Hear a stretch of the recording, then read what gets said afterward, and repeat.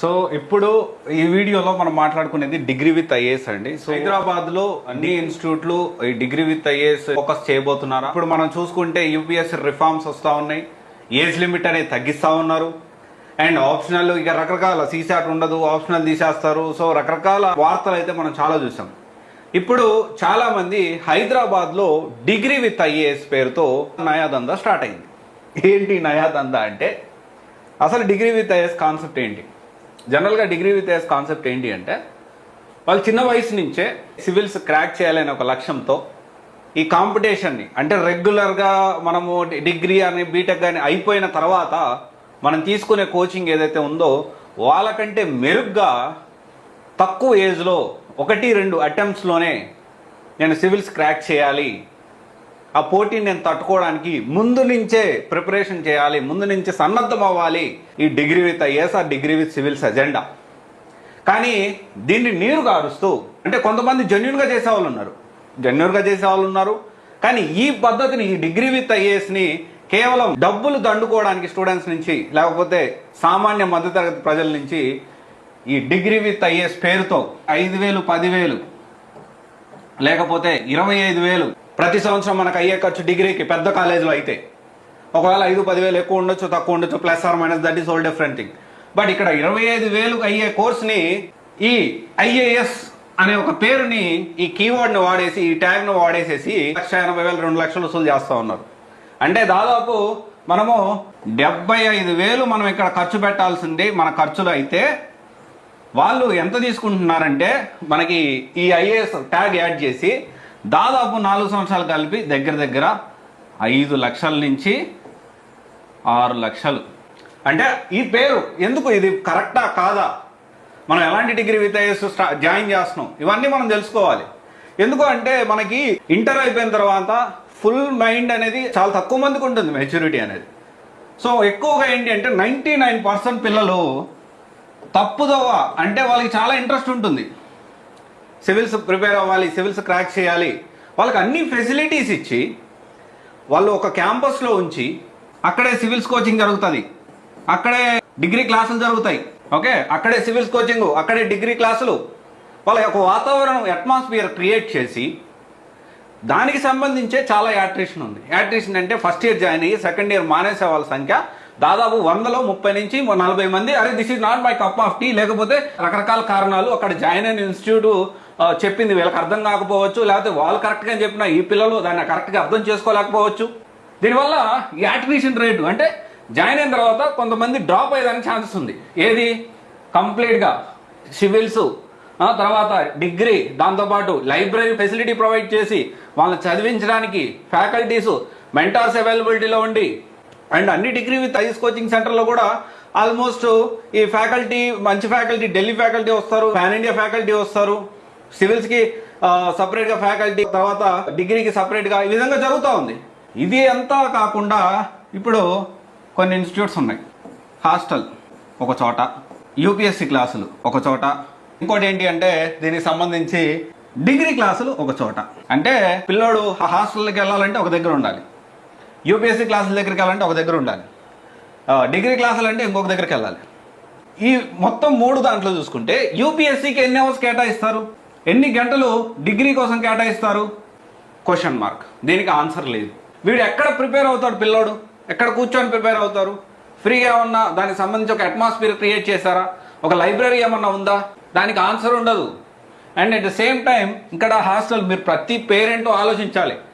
మీరు ఆలోచించడానికే మొత్తం ఇన్ఫర్మేషన్ని మీకు అర్థమయ్యే విధంగా నేను చెప్పడానికి ప్రయత్నం చేస్తున్నాను. ఒక పిల్లవాడిని ఒక డెసిషన్ తీసుకొని ఒక డిగ్రీ విత్ ఐఏఎస్లో జాయిన్ చేశారంటే పిల్లవాడి భవిష్యత్తు మనం ఎక్కడ జాయిన్ చేపిస్తున్నాం ఖచ్చితంగా ఆలోచించాలండి మనం. సో ఇప్పుడు ఇలా కాకుండా మనం చూసుకుంటే ఇదంతా కలిపి శరత్ చంద్ర కానివ్వండి, తర్వాత ఇగ్నైట్ కానివ్వండి హైదరాబాద్లో, తర్వాత 300 acres క్యాంపస్ ఉన్న తక్షశిల కానివ్వండి, దీనికి కూడా మంచి క్యాంపస్ ఉందండి, దానికి సంబంధించి కూడా నేను వీడియో టూర్ చేశాను, అక్కడికి వెళ్ళి విజిట్ చేయడం కూడా జరిగింది. And at the same time Takshashila కూడా నేను విజిట్ చేశాను, దానికి సంబంధించిన ఇన్ఫర్మేషన్ కూడా మీకు అప్డేట్ చేశాను. దీంతో పాటు నారాయణ కానివ్వండి, చైతన్య, వాళ్ళకి సపరేట్ క్యాంపస్లు ఉన్నాయి. పిల్లవాడు హాస్టల్కి ఒక దగ్గర పోవాల్సిన అవసరం లేదు, యూపీఎస్సీకి ఒక దగ్గర పోవాల్సిన అవసరం లేదు, డిగ్రీ క్లాసుల కోసం ఇంకో దగ్గరికి వెళ్ళాల్సిన అవసరం అంతకంటే లేదు. అన్నీ కూడా ఇన్ హౌస్ క్యాంపస్లోనే ప్రొవైడ్ చేస్తూ ఉన్నారు. సో ఇలాంటి పరిస్థితుల్లో ఇంత వాళ్ళు కష్టపడితేనే దీంట్లో కూడా ఎంతో కొంత డ్రాప్ అయ్యే వాళ్ళు ఉండొచ్చు మేబీ. ఒకవేళ ఇన్స్టిట్యూట్ బాగానే చెప్పినా పిల్లవాడు ఆ వాతావరణానికి అలవాటు పడకపోవచ్చు. మీరు ఎక్కడ జాయిన్ అయినా, తక్షశిలలో జాయిన్ అయినా, నారాయణలో జాయిన్ అయినా, సెలెక్ట్లో జాయిన్ అయినా, ఇగ్నైట్లో జాయిన్ అయినా, లేకపోతే హైదరాబాద్లో కొత్త దందా స్టార్ట్ అవబోతుందని నాకు ఇన్ఫర్మేషన్ వచ్చింది, దానికి సంబంధించిందైనా మీరు అడగాల్సింది యూపీఎస్సీకి ఎన్ని గంటలు కేటాయిస్తారు, డిగ్రీకి ఎన్ని గంటలు కేటాయిస్తారు. 3 సంవత్సరాల్లో రెగ్యులర్గా మన జిఎస్ ఫౌండేషన్ కోర్స్కి ఎవరు వస్తారు? గ్రాడ్యుయేట్స్ వస్తారు. ఎంతో కొంత మెచ్యూరిటీ ఉంటుంది వాళ్ళకి. సో వీళ్ళు ఏంటంటే ఇంకా టీనేజ్లోనే వీళ్ళు డిగ్రీ అనేది మొదలు పెడతారు. దానికి సంబంధించి కూడా మనం ఆలోచించాల్సిన అవసరం ఉంది. సో ఇక్కడ ఇవన్నీ కూడా మనము ఆలోచించి విశ్లేషణ చేసుకొని ప్రాపర్గా డిగ్రీ విత్ ఐఏఎస్ ఏంటి. ఇప్పుడు ఇంకొకటి ఏంటి అంటే అందరూ సపరేట్ ఫ్యాకల్టీ, డిగ్రీకి సపరేట్, యూపీఎస్ సపరేట్ అందరూ పెడుతున్నారు. దే ఆర్ ట్రైయింగ్ అట్లీస్ట్, చాలా ప్రయత్నాలు చేస్తున్నారు. ఎందుకంటే నేను దగ్గర నుంచి చూసాను కాబట్టి నేను చెప్పగలుగుతున్నా. అండ్ ఇక్కడ చూసుకుంటే డిగ్రీ విత్ ఐఏఎస్ పేరుతో 5 నుంచి 6 లక్షలు వసూలు చేస్తున్న ఏదైతే ఇన్స్టిట్యూట్స్ కానీ కాలేజెస్ ఉన్నాయో, పేరెంట్స్గా మనం ఆలోచించాల్సిన విషయం ఏంటి అంటే డిగ్రీ విత్ ఐఏఎస్ పేరుతో హైదరాబాద్లో మిస్లీడ్ జరుగుతుందా, లేకపోతే ప్రాపర్ కోచింగ్ జరుగుతుందా అనేది మనం తెలుసుకోవాల్సిన అవసరం ఎంతైనా ఉంది. అండ్ మీరు జాయిన్ అయ్యేటప్పుడు మీరు కొన్ని విషయాలు ఖచ్చితంగా మీరు డిగ్రీ విత్ ఐఏఎస్ ఇన్స్టిట్యూట్ ఏదైనా కానీ అడగాలి. ఫస్ట్ పాయింట్, హాస్టల్ ఒక దగ్గర, యూపీఎస్సీ ఒక దగ్గర, డిగ్రీ క్లాసెస్ ఒక దగ్గర అంటే దానికి సంబంధించి పిల్లవాడికి ఎంతవరకు న్యాయం జరుగుతుంది, ఎన్ని అవర్స్ కేటాయిస్తారు, దీనికి సంబంధించి చదువుకోవడానికి ఎలా పాసిబుల్ అవుతుంది, వాళ్ళు చదువుకునేటప్పుడు ఏ విధంగా డౌట్స్ క్లియరెన్స్ ఉంటుంది. యూపీఎస్సీ చెప్పే ఫ్యాకల్టీయే డిగ్రీకి కూడా, అంటే జనరల్ ఫౌండేషన్ క్లాసులు ఎవరైతే మంచి ఫ్యాకల్టీ మీరు పెడుతున్నారో, లేకపోతే మంచి ఫ్యాకల్టీ వస్తారో, మంచి ఫ్యాకల్టీ మార్కెట్లో అవైలబిలిటీలో ఉన్నారో, దానికి సంబంధించి డిగ్రీ విత్ ఐఏఎస్ కూడా మీరు అదే విధంగా వాళ్ళ స్టూడెంట్స్ కూడా ఇవే మంచి ఫ్యాకల్టీని పెడుతున్నారా లేదా అని ఖచ్చితంగా అడగాలి. అండ్ దెన్ ఎన్ని అవర్స్ కేటాయిస్తున్నారు అనేది అడగాలి. ఫస్ట్ ఇయర్ ఏంటి ప్లాన్, ఏమేమి చేస్తారు, సెకండ్ ఇయర్ ఏమేమి ప్లాన్ చేస్తారు, థర్డ్ ఇయర్ ఏమేమి ప్లాన్ చేస్తారు.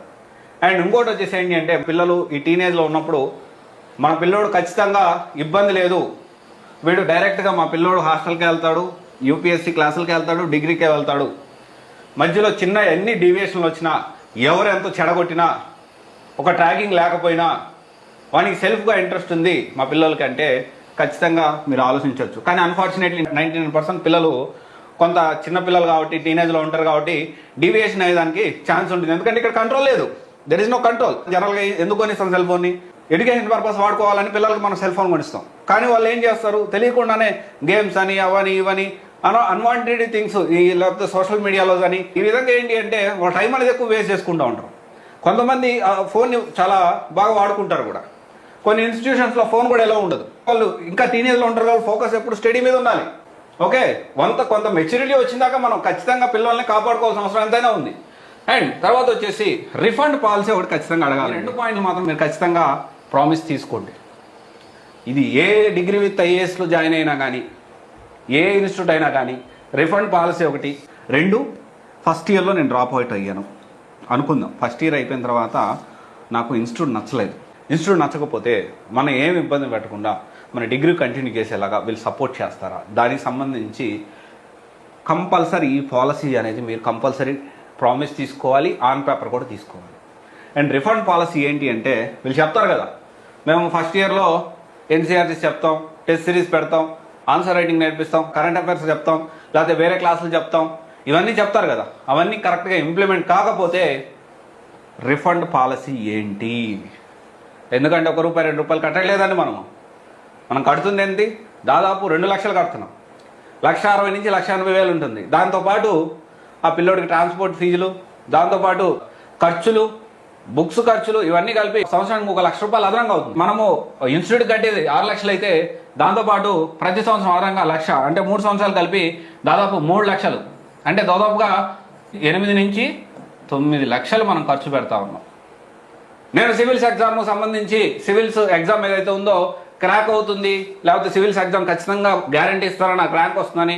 ఎందుకంటే కొందరు ఢిల్లీలో చేస్తున్నారండి, ఖచ్చితంగా ప్రిలిమ్స్ క్లియర్ చేస్తామని చెప్పి పిల్లల దగ్గర నుంచి లేకపోతే రిఫండ్ అన్నట్టు ఏదో మాట్లాడతారు, ప్రమోటింగ్ చేసుకుంటున్నారు. బట్ రియాలిటీలో లేదు, ఢిల్లీలో మాట్లాడుతున్నాను. హైదరాబాద్లో అట్లా ఎవరు చేయట్లేదని నాకు తెలుసు. ఒకవేళ చేస్తుంటే దాన్ని ఖచ్చితంగా నేను బయటపడతా. అయితే ఫస్ట్ ఇయర్ అయిపోయిన తర్వాత ఎలాంటి ఇబ్బంది లేదు, ఎందుకంటే చెప్పలేము. కొన్నిసార్లు ఇన్స్టిట్యూట్ అనేది బాగా చెప్తుండొచ్చు, కానీ మనమే దాన్ని క్యాచ్ చేయలేకపోతుండొచ్చు. అండ్ లేకపోతే మనకి రకరకాల ఫైనాన్షియల్ ఇబ్బందులు ఉండొచ్చు, లేకపోతే మనకు 1 ఇయర్ సరిపోతుంది.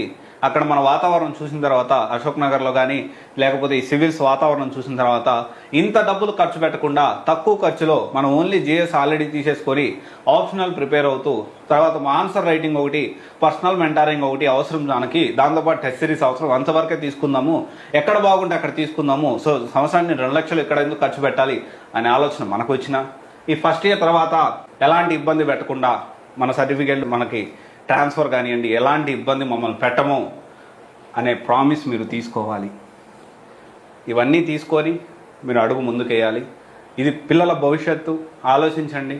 వాళ్ళ డబ్బులే ముందులేండి, ఒకసారి వాళ్ళ డబ్బులు వాళ్ళకి వచ్చేస్తాయి, దానికన్నా సమస్య కాదు. కానీ ఇక్కడ మన డబ్బులు కొంత డబ్బులు పోయి మళ్ళీ మెంటల్గా సైకలాజికల్గా ఎంత డిస్టర్బ్ అవుతారంటే, మీకు కొంతమంది పిల్లవాళ్ళు నేను చూశాను డిగ్రీ విత్ ఐఏఎస్ జాయిన్ అయ్యి సివిల్స్లో పాస్ అవడం సంగతి, ఇంట్రెస్ట్ పోవడం సంగతి ఒక పక్కన అడ్డుంచితే బిఏలో కూడా ఫెయిల్ అవుతున్నారు. కొన్ని కాలేజెస్ దానికి సప్లీస్ కూడా కడుతున్నారు.